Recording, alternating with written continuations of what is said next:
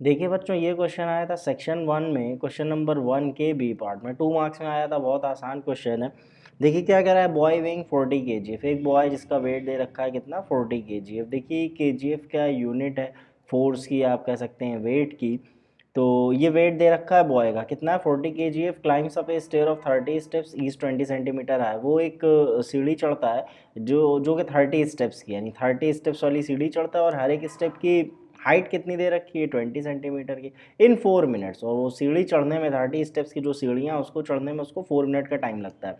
And a girl weighing 30 kg, और एक girl है वो कितने, उसका वेट कितना दे रखा है, 30 kgf। Does the same in 3 minutes, वही काम वो कितने देर में कर ले रही है, 3 मिनट्स में।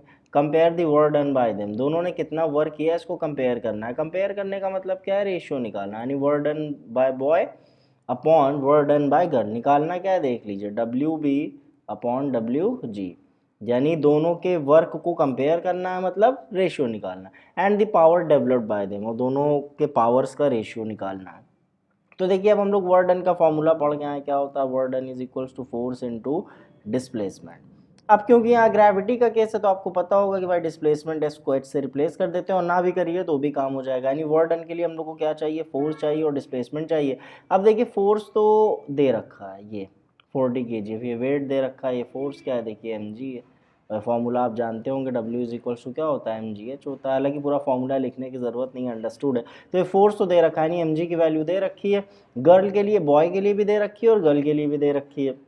अब रेशियो निकालना है। देखिए क्वेश्चन में क्या कह रहा है, W B upon W G find करो। तो वर्क डन बाय बॉय निकालना है, इसका मतलब फोर्स ऑफ बॉय, और डिस्प्लेसमेंट ले लेते हैं, यानी ये जो सीढ़ियाँ चढ़ रहा है उसमें कितना डिस्प्लेसमेंट हुआ है। तो मान लिया डिस्प्लेसमेंट कितना है, एच है। इसको एक फिगर के थ्रू देखना चाहिए तो देख सकते हैं। अब ये देखिए 30 स्टेप्स की सीढ़ियाँ चढ़ते हैं लोग, और हर एक स्टेप की ये जो हाइट दे रखी है क्वेश्चन में, ये कितनी दे रखी है, 30 सेंटीमीटर। देखिए हर एक स्टेप कितना बड़ा है, 30 सेंटीमीटर।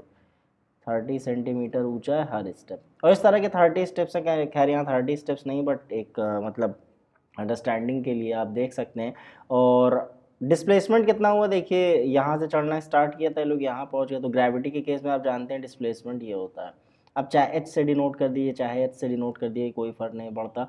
तो देखिए ये है ये डिस्प्ले, ग्रेविटी के केस में हम लोग कौन सा डिस्प्लेसमेंट लेते हैं, वर्टिकल डिस्प्लेसमेंट। ये वाला मत सोचिएगा, ये डिस्प्लेसमेंट ये नहीं लेना, ये डिस्प्लेसमेंट नहीं। ग्रेविटी के केस में कैसा डिस्प्लेसमेंट, वर्टिकल डिस्प्लेसमेंट। तो ये है। तो अब देखिए बॉय चढ़ रहा है या गर्ल चढ़ रही है, दोनों ही डिस्प्लेसमेंट तो बराबर ही हो रहा है भाई, क्योंकि दोनों ने यहाँ से स्टार्ट किया और दोनों ही यहाँ आए, तो दोनों का डिस्प्लेसमेंट क्या है, बराबर है।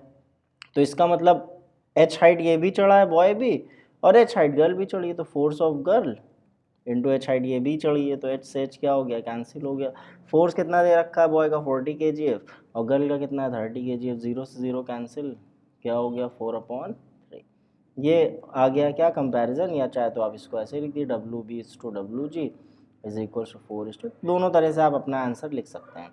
अब देखिए हो सकता है आप ये सोच रहे हो कि यहाँ पे हम लोगों ने KGF को न्यूटन में क्यों नहीं चेंज किया हर क्वेश्चन में। तो हम लोग क्या करते हैं, SI सिस्टम से मतलब SI सिस्टम में कन्वर्ट करते हैं, यहाँ क्यों नहीं किया। तो कहने का मतलब है इस KGF को न्यूटन में क्यों नहीं चेंज किया। तो देखिए अगर न्यूटन में चेंज कर लेते तब भी आता, लेकिन कोई फ़र्क उससे नहीं पड़ता आंसर में। क्यों, क्योंकि आप जब चेंज करते तो ये, क्योंकि रेशियो ले रहे हैं तो रेशियो में यूनिट्स क्या होती हैं, कैंसिल हो जाती हैं। आप समझना चाहते हैं तो आप यहाँ पे देख सकते हैं। मान लीजिए आपको work done by boy upon work done by girl निकालना था, और आपको SI सिस्टम में चेंज करना था। SI सिस्टम में आप KGF को देखिए, यहाँ पे आप KGF को न्यूटन में चेंज करेंगे। तो हम लोग को पता है कि KGF से जब न्यूटन में आते हैं तो किससे मल्टीप्लाई करते हैं, एक्सीलरेशन ड्यू टू ग्रेविटी से। तो मान लीजिए यहाँ पे acceleration due to gravity 10 metre पर सेकंड स्क्वायर, आप 9.8 मीटर पर सेकंड स्क्वायर भी ले सकते हैं, कोई दिक्कत नहीं। तो मान लीजिए आपने 40 को 10 से मल्टीप्लाई कर दिया, तो ये KGF से किस में चेंज हो गया, 40 इंटू 10 इंटू एच, और नीचे भी यही किया 30 इंटू 10 इंटू एच। तो देखिए अब क्योंकि ऊपर नीचे दोनों रेशियो ले रहे हैं तो ये क्या हो जाएगा, कैंसिल आउट हो जाएगा। तो आप चाहे चेंज करिए चाहे ना कीजिए, क्योंकि आप चेंज करने के लिए जिस फैक्टर से मल्टीप्लाई करेंगे वो एंड में होगा क्या, कैंसिल आउट हो जाएगा। क्योंकि भाई वो फैक्टर आप ऊपर भी मल्टीप्लाई करेंगे, वो फैक्टर नीचे भी मल्टीप्लाई करेंगे, अब रेशियो है तो कैंसिल आउट हो जाएगा। तो आप चाहें तो चेंज कर लीजिए, वही आंसर आने वाला है, इसमें कोई मतलब कोई चेंज नहीं आएगा आंसर में। तो इसलिए हम लोगों ने चेंज नहीं किया। तो ये क्या था, थोड़ा सा शॉर्ट में हो गया। अब आप SI सिस्टम में चेंज करेंगे और फिर तो स्टेप्स बढ़ेंगे और कोई मतलब नहीं रह जाएगा। अब देखिए क्या फर्स्ट पार्ट तो क्लियर हो गया। दूसरे में कह रहा है the power developed by them, दोनों में पावर कितना डेवलप हुआ, कहने का मतलब कितना मतलब पावर्स का रेशियो पूछ रहा है, power of boy upon power of girl. तो अब क्योंकि हम लोग जानते हैं पावर का फॉर्मूला क्या होता है, वर्क डन अपॉन टाइम, तो इसका मतलब work done by boy upon time taken by boy, और work done by girl upon time taken by girl. तो इसको लिख सकते हैं W V upon W G, और देखिए ये ऊपर चला जाएगा T G upon T B हो जाएगा। तो इसको लिख लेते हैं पी बी अपॉन, देखिए सिर्फ नोटेशन है, power of boy upon power of girl, आप 1 2 भी कर सकते हैं, आपको जो सही लगे, मतलब ये ज़्यादा समझ में आएगा कि पी बी का मतलब बॉय का पावर, पी जी का मतलब गर्ल का पावर। अब W B upon W G है, देखिए W B upon W G की जगह हम लोग क्या लिख सकते हैं, अभी फाइंड आउट करके आए 4/3, तो ये थोड़ा शॉर्ट में हो जाएगा 4/3। और T G upon T B, देखिए time taken by girl, girl ने कितना टाइम लिया है, देखिए 3 मिनट्स का, तो टी जी की वैल्यू कितनी है 3, और टी बी की वैल्यू कितनी है, देखिए 4 मिनट, बॉय ने कितना लिया है 4 मिनट, तो टाइम ऑफ बॉय कितना है 4, 4 से 4 कैंसिल, 3 से 3 कैंसिल, तो क्या आ गया 1/1। यानी कि अगर आप चाहें power of boy is to power of girl 1:1 लिख सकते हैं, यानी दोनों के पावर्स का रेशियो क्या है, सेम है।